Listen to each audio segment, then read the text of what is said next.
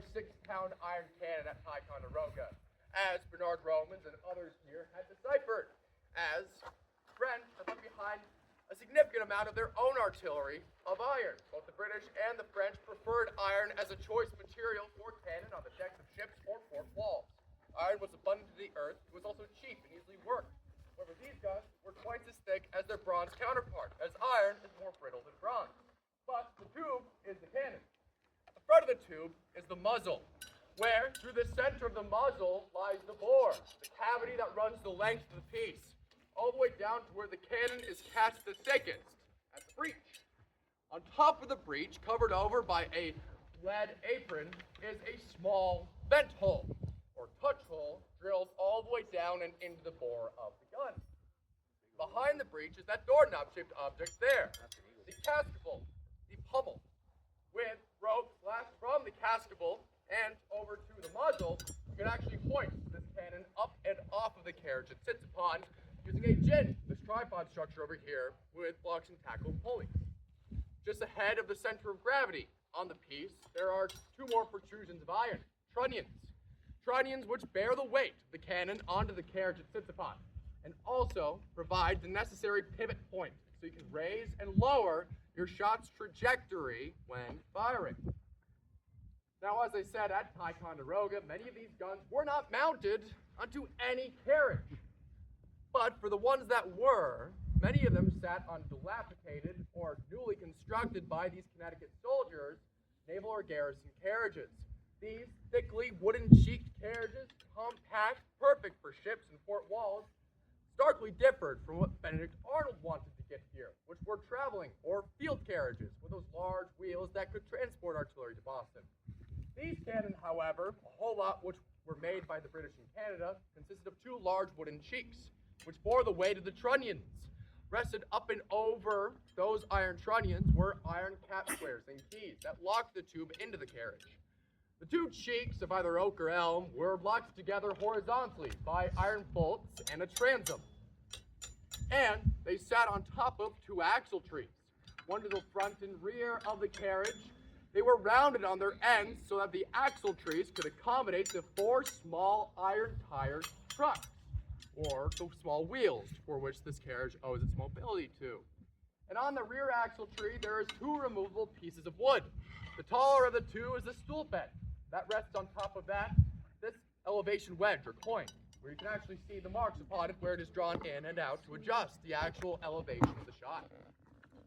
Now, at Fort Ticonderoga, Bernard Romans and Benedict Arnold found that of the 29 iron cannon here, they were either 4 or 6-pound cannon.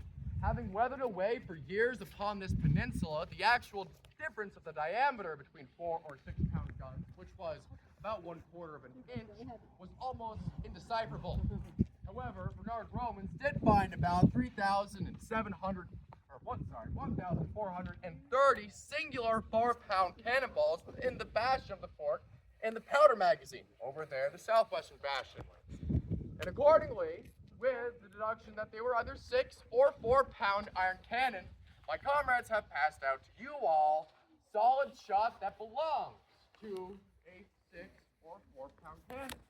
So my friends, how much does this solid shot you're handling right now weigh? Say it from the chest. Come on. 6 pounds.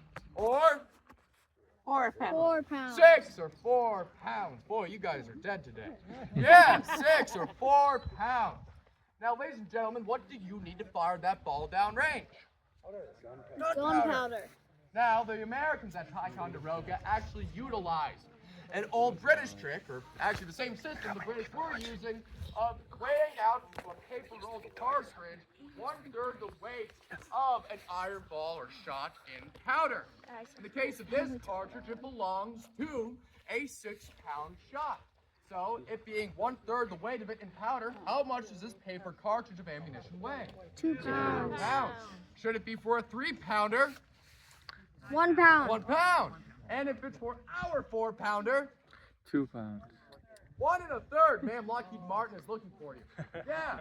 Now, that's not going to go anywhere without building up enough pressure behind that charge to propel that shot downrange.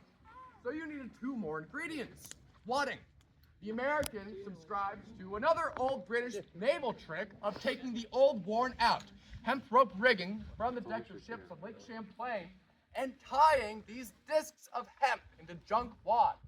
When loaded, you would place a cartridge down to the breech, a wad on top of that cartridge, shot on top of that wad, and another wad on top of that shot, which, when rammed firmly against the breech, could fire from this 4-pound tube a maximum range of 1.7 miles. Now, for reference, Mount Defiance over there is just about 1 mile away. We can hit the top of that mountain from here.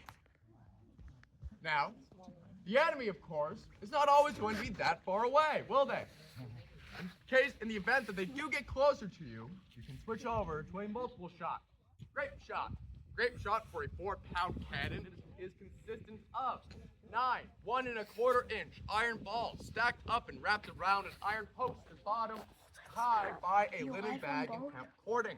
This blaze from the muzzle of the cannon like